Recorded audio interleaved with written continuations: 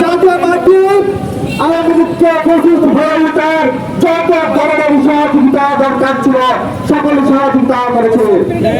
এই মুহূর্তে সংগ্রাম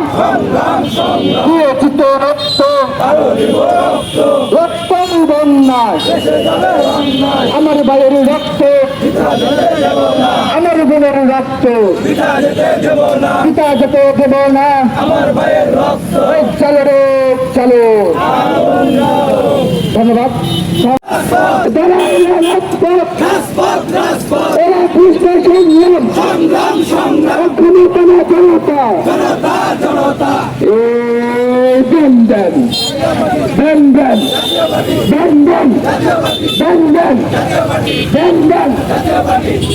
আমরা দেখেছি বাংলাদেশের মানুষের আস্থা ছিল এক সময় যে সেনাবাহিনী আমাদের উপর খুবই জাতীয় পার্টির পক্ষ নিয়ে সেনাবাহিনী ও পুলিশের বর্বর হামলায় গণ অভ্যুত্থানের অন্যতম শক্তি ভিপি নূর এবং গণ অধিকার পরিষদের সভাপতি নুরুল হক নূরের উপর যে রক্তাক্ত আক্রমণ করা হয়েছে সেই আক্রমণের প্রতিবাদে আজকে আমাদের প্রতিবাদে বিক্ষোভ মিছিল।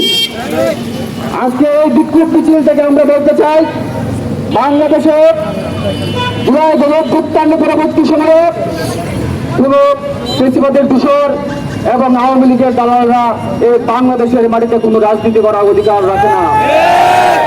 জানি ঢাকা ক্যান্টনমেন্ট সহ বাংলাদেশের বিভিন্ন ক্যান্টনমেন্টে আওয়ামী লীগের বিভিন্ন শ্রেণীর নেতাকর্মী এমপি থেকে শুরু করে ফ্যাসিস্টদের দালালদের তারা নিরাপদে রেখেছিল এবং নিরাপদে বাংলাদেশ থেকে তাদেরকে সেফ এক্সিট দিয়ে বের করে দেওয়া হয়েছে।